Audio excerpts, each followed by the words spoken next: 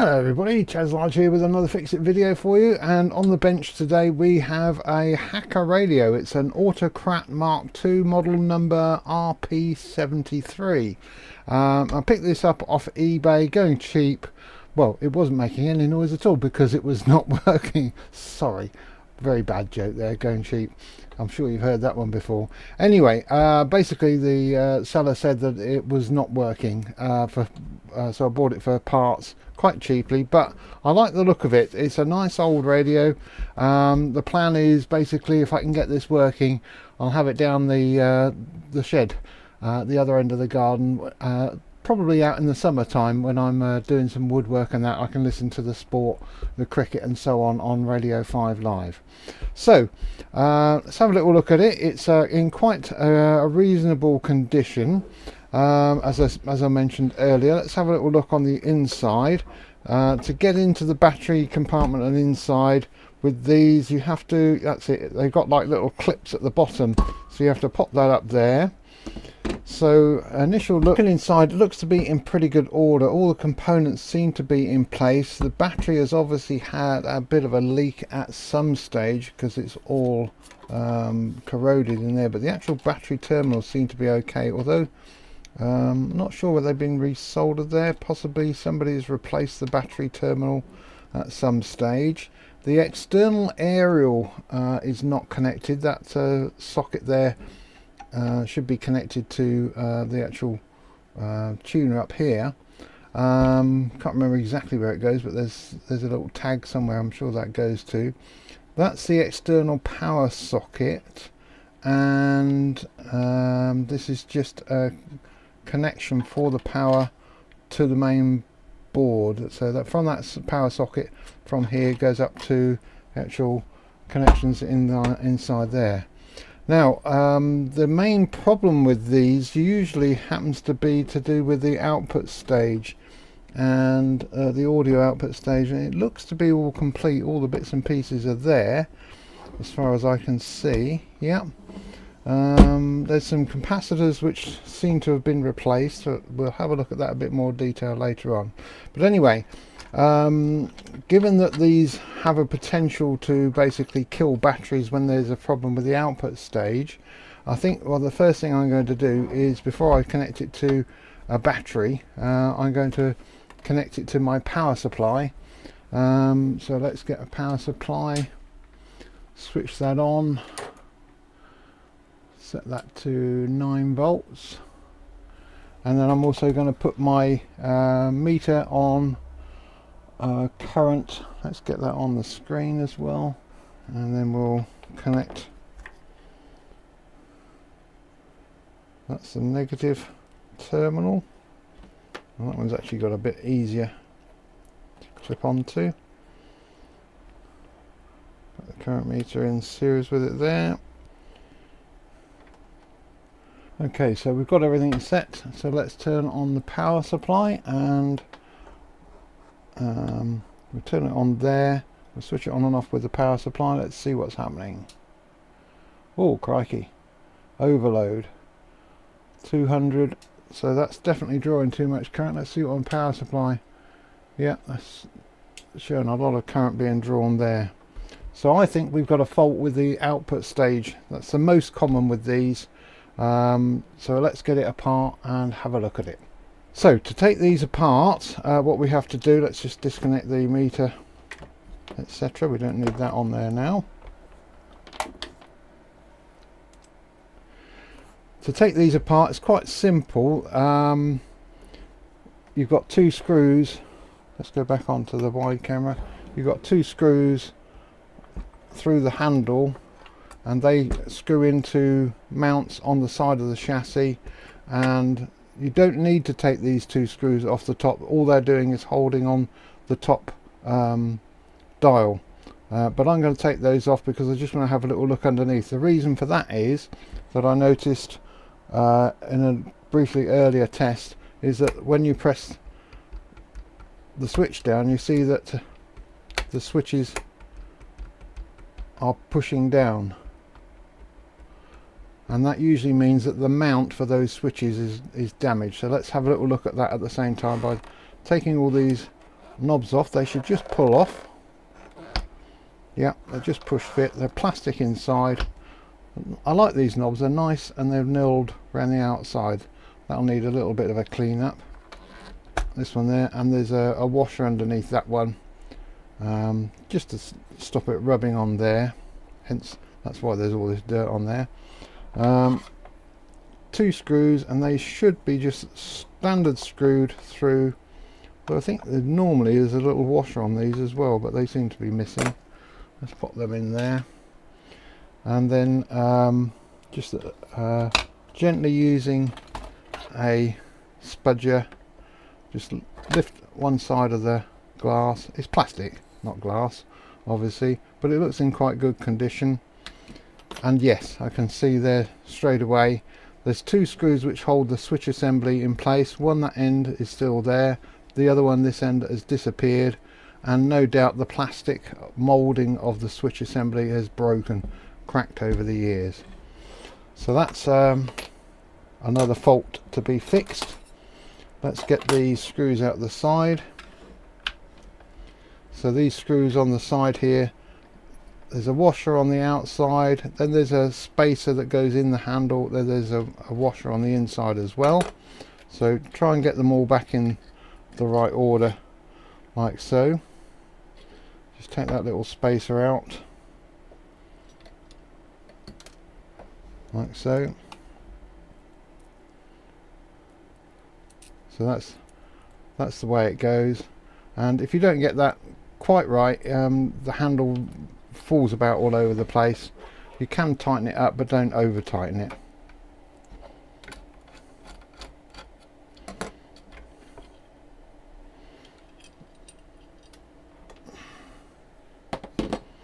So there's the other one. So having got that out, you can now disconnect this power connector here from the side of the board, and then also pull the speaker plugs off. There on little spade connectors, black on the bottom.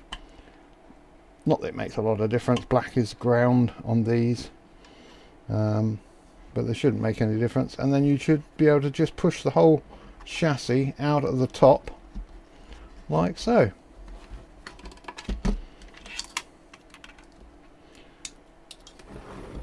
And there we have the radio out of the chassis.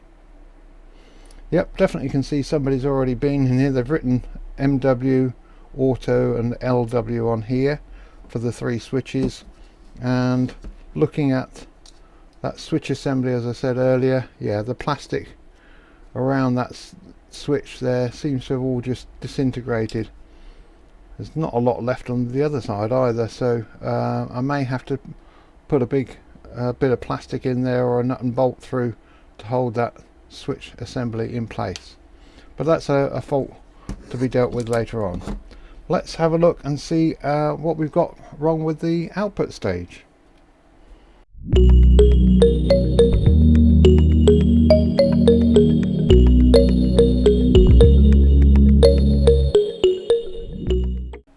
Okay, so we've got the chassis out of the cabinet, and looking at the circuit board, we can see that it's obviously been worked on quite a bit in the past. This is the audio output stage here, and it's probably the area that we're going to find is at fault. We've got various components seem to have been marked up. There's a plus there. Let's have a look. That's is a capacitor there. That's C33. Now C33, according to the circuit, is a 400 microfarad. It's the main smoothing capacitor, if you like. It's directly across the battery, so I would guess that that's probably been either replaced at some stage, and may well be it could be the cause of the fault. Yeah, so let's put our meter across it and have a look. We've got the meter on. Yeah, and we seem to have 0.44 of an ohm across there.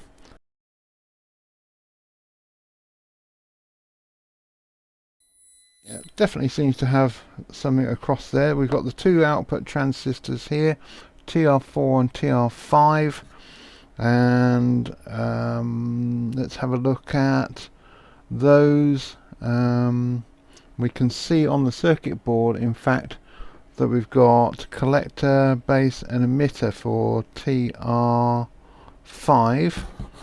So if we suspect anything, it's going to be the two outer ones if this transistor is faulty, and that reads dead short. So I would guess that probably that output transistor has failed. Let's take it out and have a look. I'm pretty sure that capacitor there may well have been replaced in the past. It looks fairly new compared to the one next to it. It looks like a much newer style of capacitor with a cross across it, as also C7 in there as well has got a cross across it. The previous ones that would have been used in this wouldn't have had that kind of dimple in there, so I would guess that they've been replaced.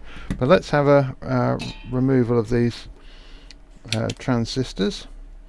So we've got 3 connections. Let's hope that the circuit board holds up to.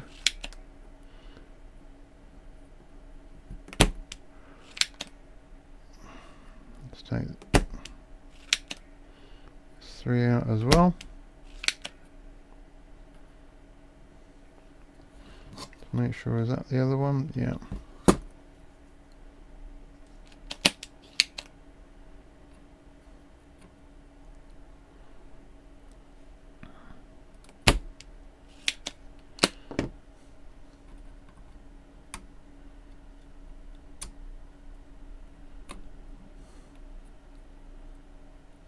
Yes, the print is lifting quite a lot on these transistors.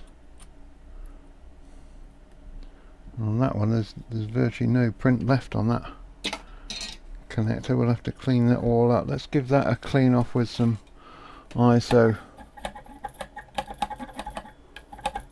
My little pump's running low. I better top that up.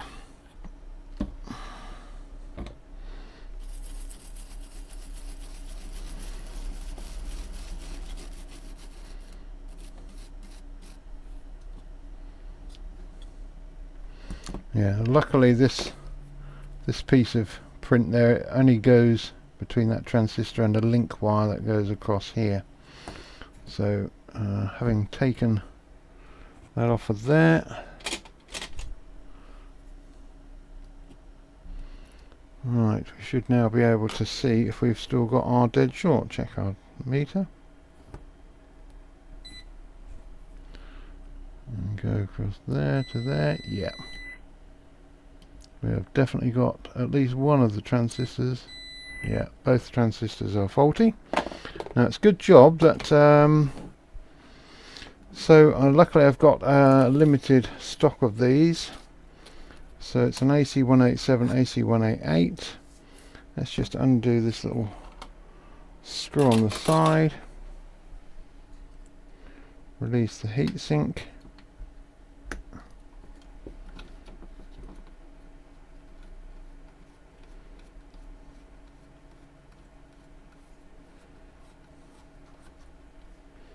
Not sure that's an original screw. I don't remember those being that long.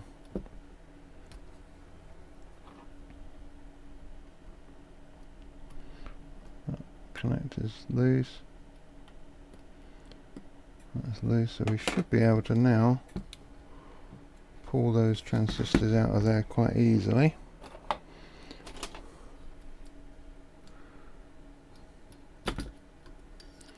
Like so, and then we can triple check. Yeah, that one's gone and that one's gone. So luckily they did the good thing when they designed this circuit board. If I just bring it up there, you should be able to just see collector, base, emitter for both those transistors. So TR5, which is an AC188. I have 2 left from a previous job, and the other one, TR4, is an AC187.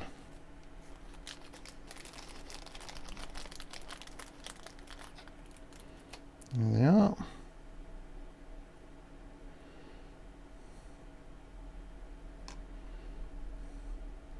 Good old germanium output pair.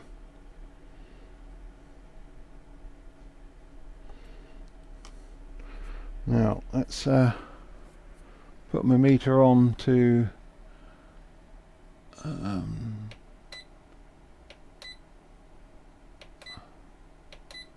diode range. There it is, and we should be able to check these transistors. Let's flatten them out. The tag should be the emitter, if my memory serves me correctly. There's a little tag on that corner. The middle one will be the base. So 187 is a PNP, and 188 is an NPN. So this 188 is an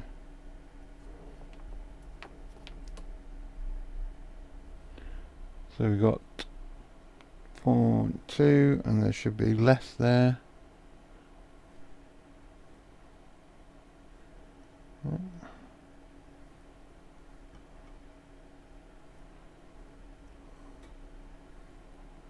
So NPN, and this one should be PNP.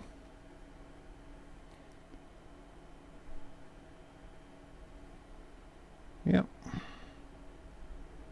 Check the two outside. Collector to emitter is 1.1.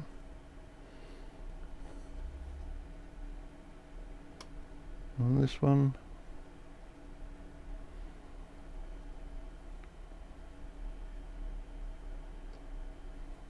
no readings. I'm pretty sure, I'm not sure that this one's any good. 187. Let's just check the other 187, because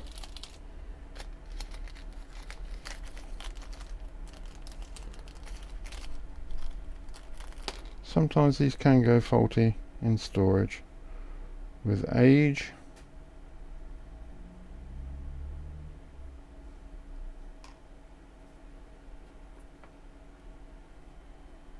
No, that's got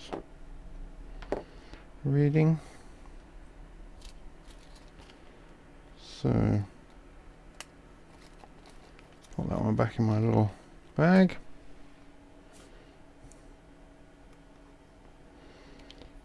So the ones that are in here are much bigger than those. Let's push them out of the heatsink.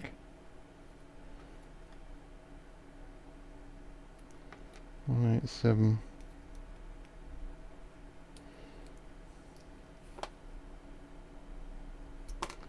One 188.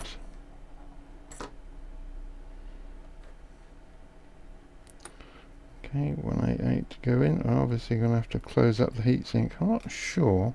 I'm pretty sure I've used these in the past to do this repair.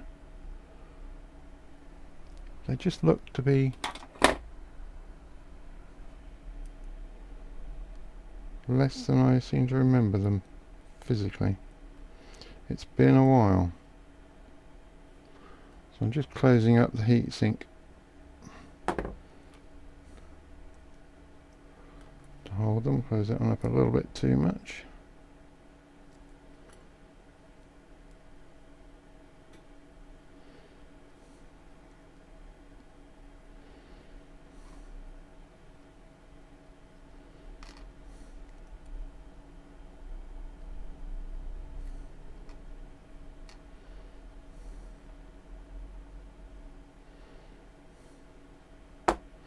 Right, I think I need to just double check. I'm pretty sure that the tag is the emitter, but I'll just triple check. Right, triple check these connections, and definitely the little tag is the emitter.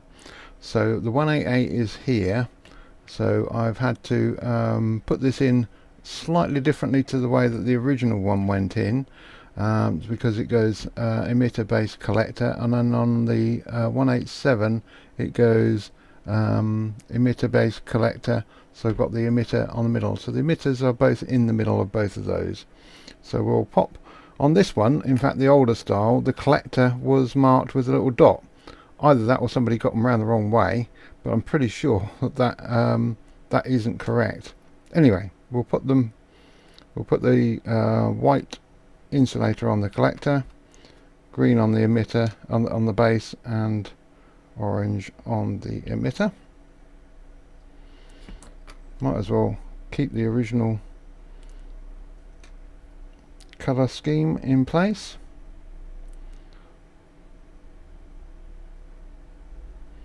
Like so. Now with a bit of luck we can pop all three into place fairly quickly and easily. I may have to just sort of pull it in and out a couple of times to get the component legs in exactly the right place without the insulating tubes coming off.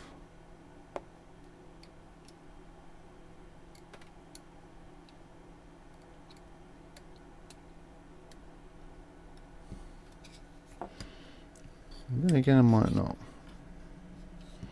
There's probably an easier way of doing this than I can remember, but I'm going to do my level best to get them in like this.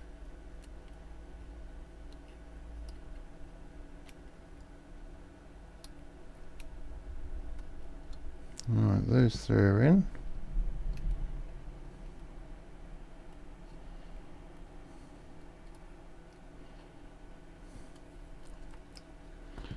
Tilt that over a little bit so we can get past this.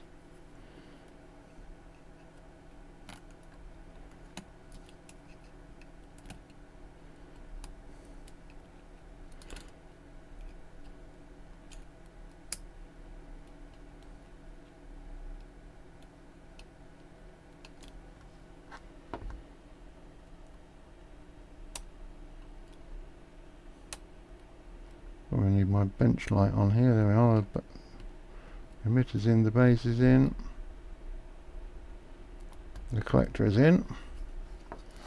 So we have all six up, but we've got a bit of print which we've missed. Let's see if we can push that round there. So taking it out and putting it back in again. I should have held that bit of print down a bit, and never mind. Well, it's broken off. No, it hasn't.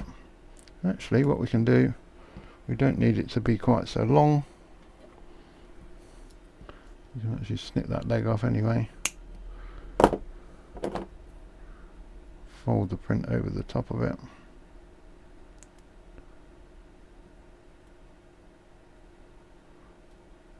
To get it through that hole in the print.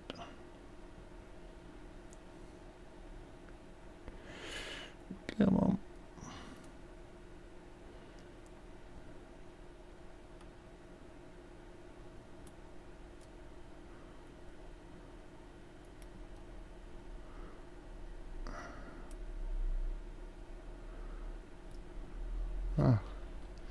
This one is proving to be a little bit on the old awkward side, isn't it?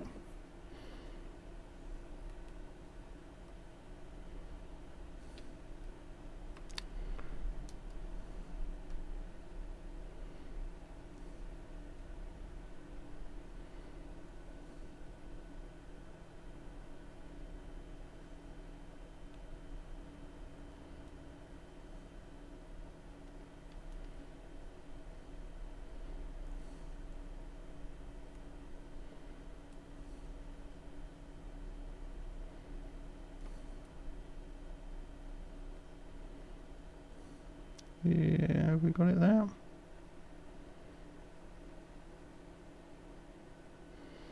My goodness.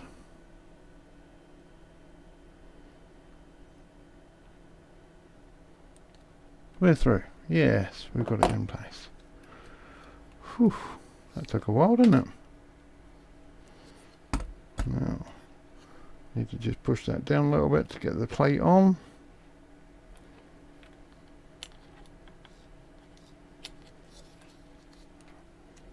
And get the locking screw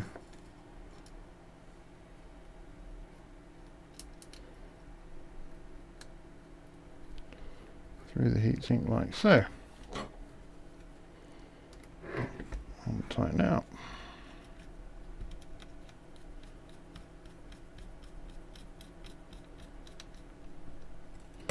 Okay, so we now have the two output transistors replaced. But I'm not just going to solder it up and switch it on, because there are other components around there which could cause problems. So I just want to check those out first, because if the output transistors have gone faulty, then its driver TR3 could also be faulty. So let's have a little look at TR3, which is this one here. Base, collector, emitter in a group of 3. 1, 2, 3. So let's just put a meter across those.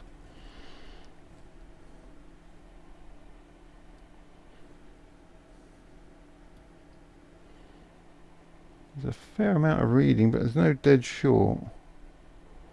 I'm wondering whether to take that out and check it anyway, or out of circuit. And we've got 220 ohm resistor across base and emitter. Base and emitter, so we should get between those two 220 ohms anyway. Let's take it out of diode range and just onto ohms range.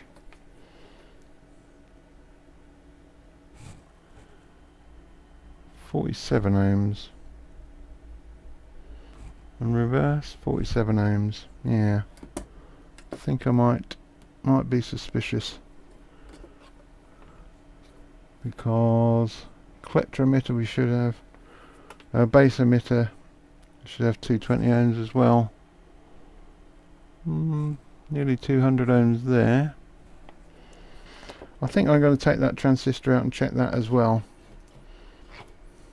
TR3, I think I'm going to take that out and check it before I solder this all up.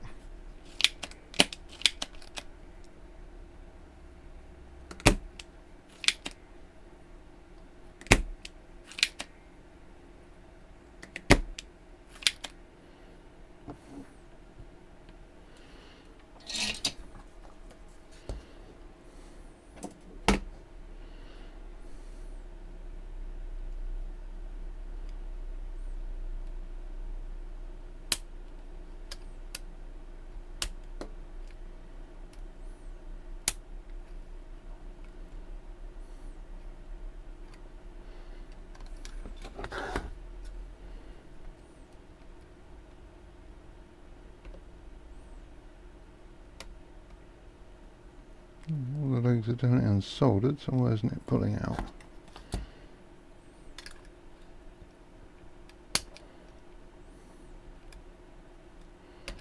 There it goes.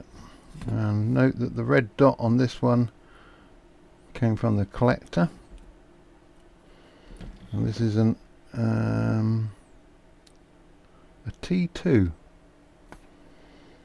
Oh, I can't remember what a T2 is. I'll have to look it up. But if it's okay, you should be able to find an equivalent for it. So across collector emitter, we got 6 ohms, and back the other way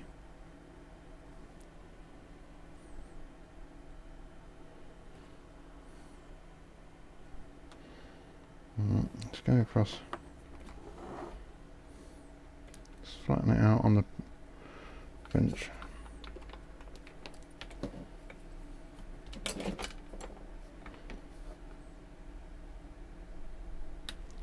So across those two, that's collector and emitter, we've got 0.5 ohm. No, we're on a 4K, so 500 ohms that way, and around the other way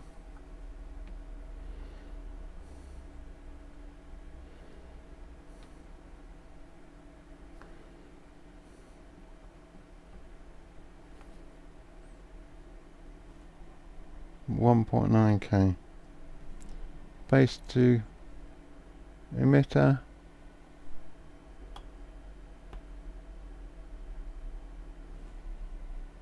.2.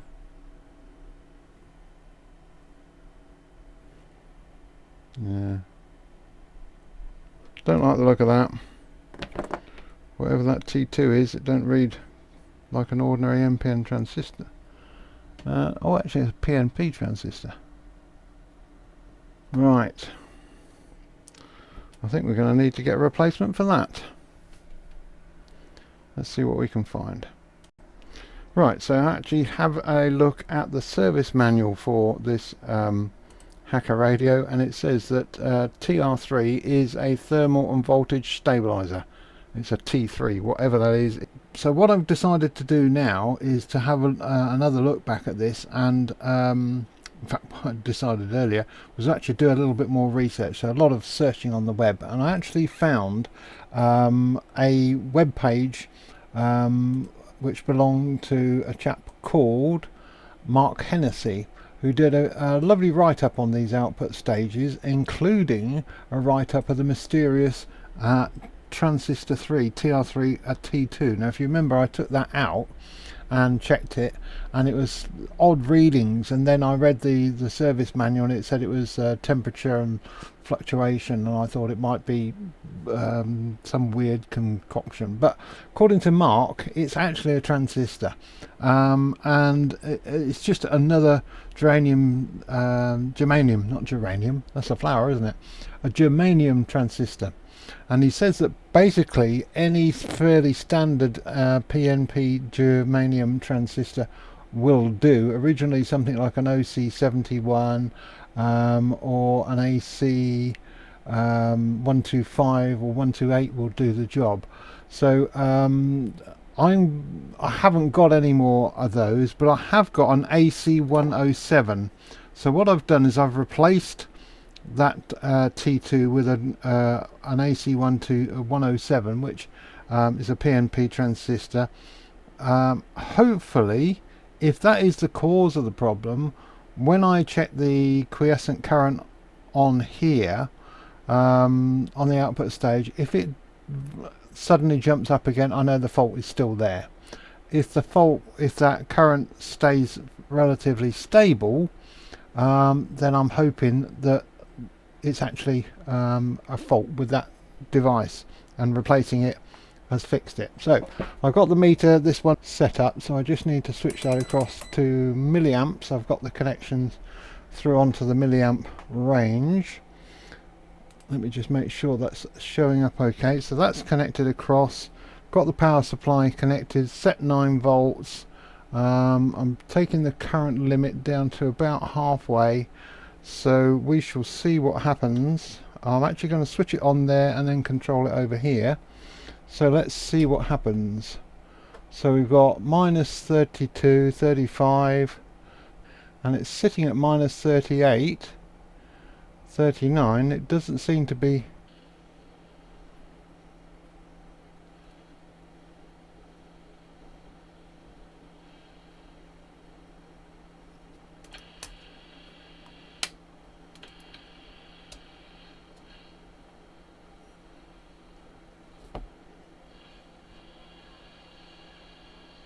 Yeah, I think we've got a fix.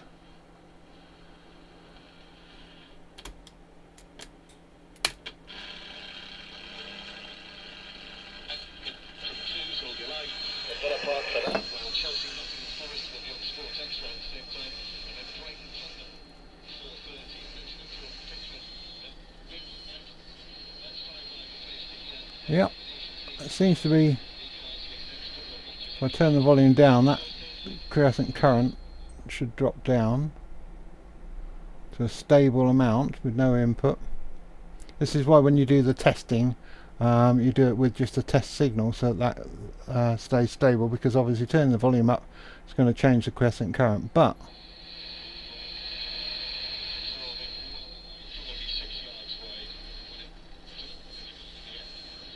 certainly seems to be working. So that seems to be the answer. Yep, it's no longer drawing excessive current.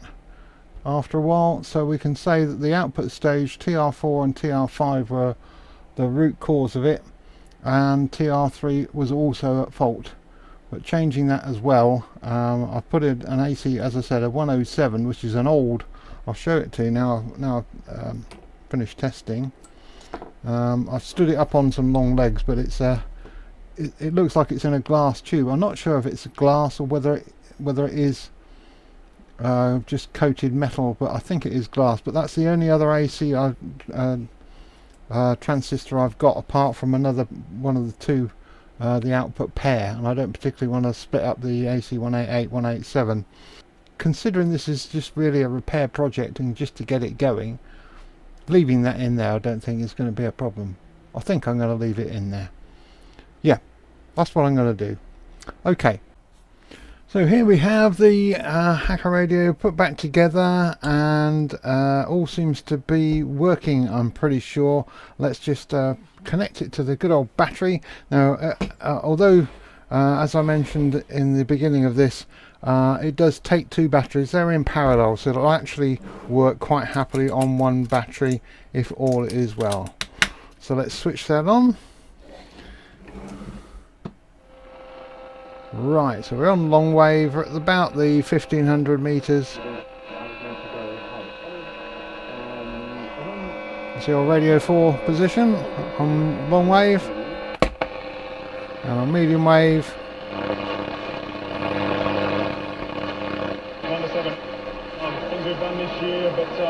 5 live, whatever it is. The Bullets have lost the final match of their series in New Zealand. They went down 61-56 this morning, but importantly they had sounding pretty good. To golf and the story. So that's pretty much it. The radios look quite clean. Don't need to do much. There's a couple of little dings in the front, but I think that they're perfectly acceptable. That'll be a nice little radio down in my shed, basically where I listen to Talk Sport, etc., while I'm doing a little bit of woodwork in the summer. So nice little radio. Hope you've enjoyed this video. Thanks very much for watching. See you on the next one.